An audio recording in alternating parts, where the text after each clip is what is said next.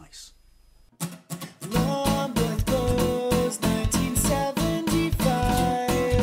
A YouTuber is on the rise. Reviewing game-related items, sometimes friends to bug him. Long boys clothes, 1975.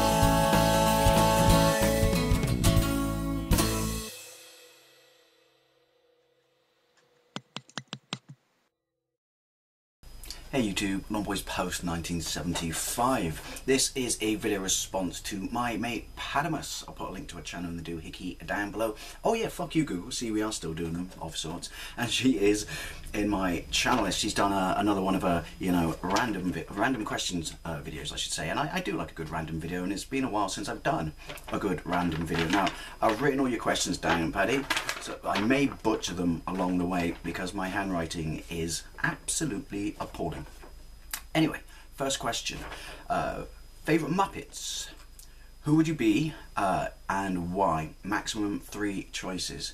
The first Muppet I would love to be would be Sal, the monkey from Muppets Tonight, just so I could wave my arms when I enter a room, just going out of the way, shoving people out the way and going, Johnny Viama coming through. And then we could sing the Pierce Brosnan song. And the other one would be, I know who the other Muppet would be, because it used to terrify me as a kid, and I thought it was horrific what they did to him. I would be Beaker, and I'll tell you why. Because I would kick the living piss out of Bunsen. I would extract an extraordinary, you know, lengthy and painful revenge process on him for all the horrible things he subjected me to, all the horrible experiments he did on me. Particularly the one that almost traumatized me as a child, when he turned the hand into a live dog's head. Because that's not fucked up, is it? And yeah, I don't think I need a third Muppet because, you know, I don't want to be spoiled. Question 2. A stranger walks up to you holding a sandwich and runs away.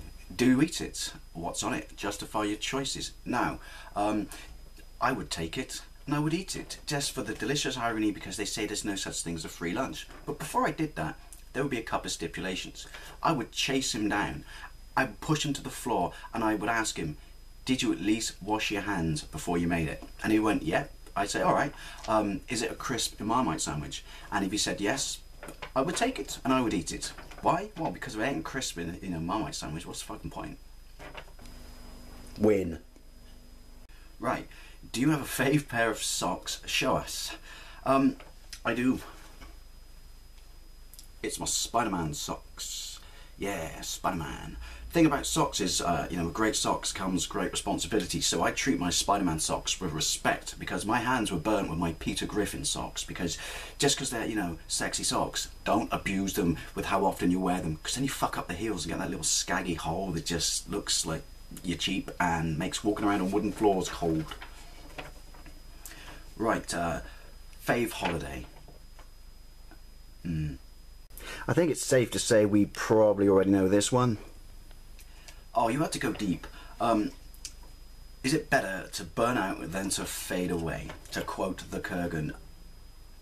See, to me, and this is just my interpretation, to burn out would suggest, you know, not necessarily a long sort of life period, whereas to fade away would suggest, you know, longevity. But then I guess you've got to look at it in this point of view, which is there's nothing wrong with burning out, is there? You've achieved a wonderfully, you know, fulfilling life.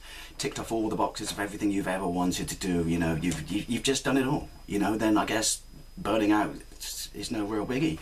Whereas, you know, fading away, as I said, suggests longevity, but, you know, if you fade away slowly, what's the point if ultimately it's hollow and empty and you've never done anything? That's just how I look at it. Ooh, where next? Do you have a fave Pokemon, and if you don't, do you find it difficult to go through life without a soul?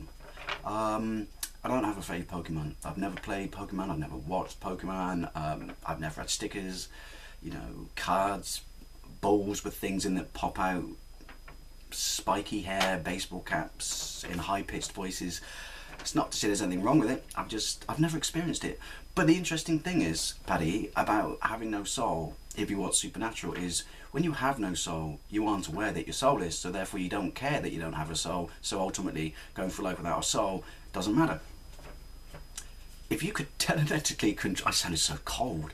If you could telekinetically, I can't talk. Think X-Men, Dave. Think X-Men.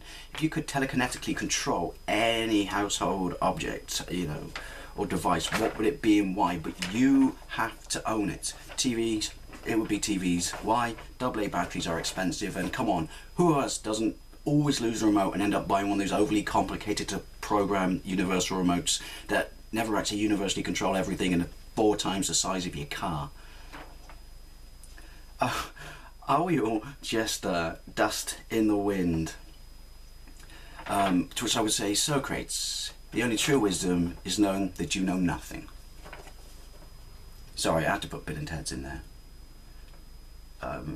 If you had the ability to remove any one thing in the world, you know, like or person, past, present, or in the future, knowing that it would, you know, it would cause the butterfly effect, or as Patti said, a mega butterfly effect, where one thing removed could ultimately shape the future either positively or more often than not in a negative fashion. Now, there's many things that I could do, and she also says, do you risk it? There's many things I could do for the greatness of mankind and humanity, but I think ultimately I would remove Simon Cowell for absolutely butchering bucking music, for having fiction, for